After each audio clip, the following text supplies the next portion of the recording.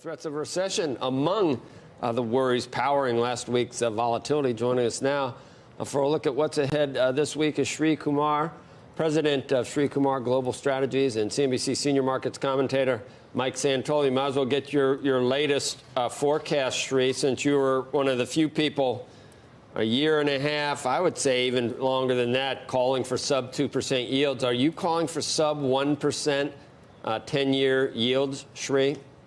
Joe, yes, I am. I think we are headed to 1% for the 10-year and lower.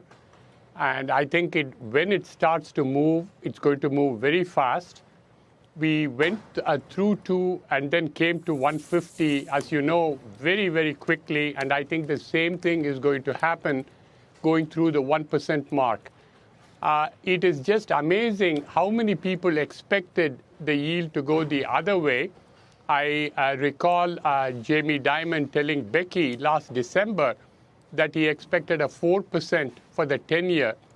And I was on a few minutes later on CNBC to say that it was going to hit 2% before it hit 4%. Now, I think before it hits 2% again, I think we'll hit 1%. So it is signifying a recession to me. I see the 30-year, which today is at 210, going to 175. And what is happening is that worldwide, the yields are going down. And you have minus 65 basis points on the 10-year German Bund. And I see that going down to minus 1%, a full 100 basis points.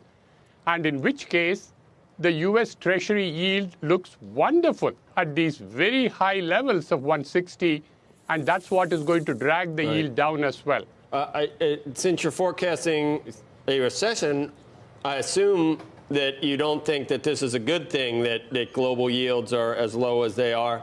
So you don't think that this disinflation that we have is actually a positive? There's no way of looking at these low yields as a positive, Sri. Is it because of, policy mistakes all across Europe? Whether the EU is a system that can last forever and a single currency with differing fiscal authorities. What is it that causes the globe outside the U.S. to be growing so slowly? What is happening elsewhere, in Europe in particular, Joe, which is where most of the negative yields and the low and further expectation of easing is focused, the problem there is labor market inflexibility.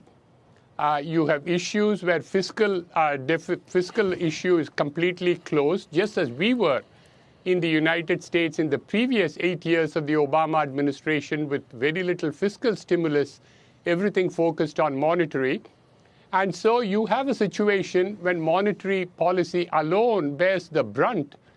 And I have an expression saying if the ECB were to lower interest rates further, they cannot suddenly give a job to an unemployed Italian, and a plumber doesn't become a nuclear physicist because the monetary easing has taken place. You need education, you need training, you need structural changes. And that is what we learned from the German experience starting in 2003.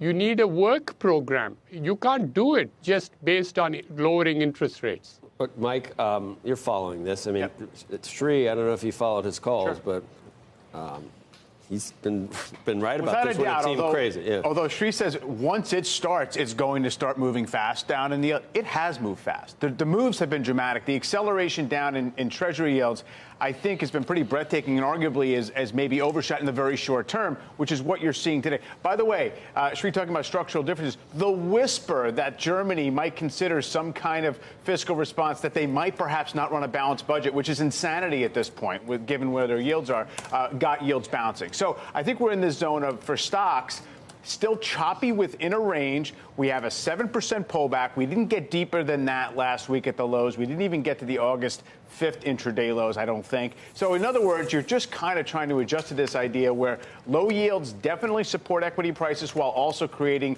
this sense that we have challenges to growth. I just think there's a lot of room between a 3% U.S. growth economy that is overheating and you have this huge fiscal response and an outright recession.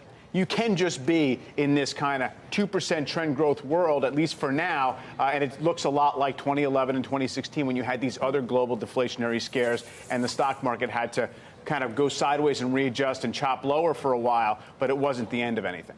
Mike, I would say that the big difference from 2016 to today is that you did not have the 2 to 10 being so low, so flat. Yeah. We had it at over 100 basis point spread in June of 2016, which was the last time we had this kind of a recession scare take place. We also had positive interest rates. Only Germany, the negative yield was very, very low, like about minus 10 basis points. Now we are much worse. The way to prevent it, if you think, is for Germany to have 10-year Bund at minus 1 or minus 2%. Yes, perhaps you can postpone recession by another 3 to 6 months, but you're talking about a much deeper recession, much worse than 2008 in that case. Sri, there's an idea that the United States has such a strong domestic economy that we don't necessarily go the route of Europe. Why do you think the United States is headed for a slowdown? Is it because we're going to import the recessions from Europe, or something about low interest rates here will cause business to slow? Joe, I think that's a very good question. I've said on your program in the past that the reason I expected yields to go down is because the sugar fix that we got from the tax cut at year-end 2017 was going to fade, and that has just faded.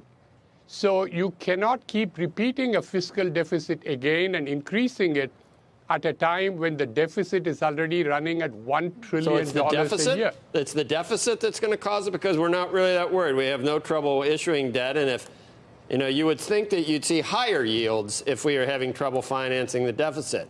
So I'm just wondering what you see that with low interest rates and full employment and innovation and all these good things, why are we headed for a recession? Obviously, it's been a long expansion, but is there anything inherently wrong with the U.S. economy right now that notwithstanding that the sugar high wears off, but just the basic economy seems to be pretty good. The consumer seems to be good, unless we import a slowdown from the rest of the world.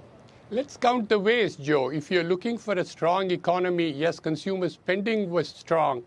But last week, we learned that the Consumer Sentiment Index from the University of Michigan had several weak points. That is one.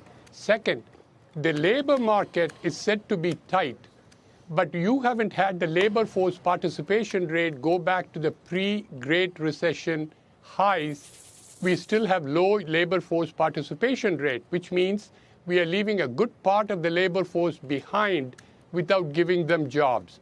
Third, in July, the number of people who are holding multiple jobs was 8.3 million, which is an all-time record for the United States.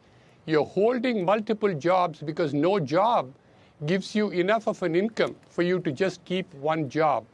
The labor market is not tight. It actually has lots of weaknesses.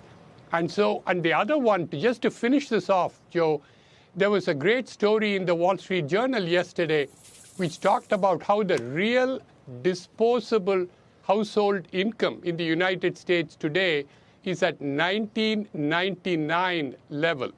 Go figure. And that doesn't say to me that it has been a strong economy. I mean, it seems, first of all, demographic effects have a lot to do with the labor force participation. And honestly, a lot of it is consistent with a slower economy that we're trying to figure out just exactly how slow. The U.S. is basically a service-based consumer economy, and so the edge has been taken off the growth from the industrial part of the economy. And I think we have to wait and see. The Fed's going to cut rates again, most likely. The market's already pricing that in. I don't think it has a great effect necessarily in terms of stimulating activity, but it can forestall all these concerns that the yield curve is telling us some secret, scary message.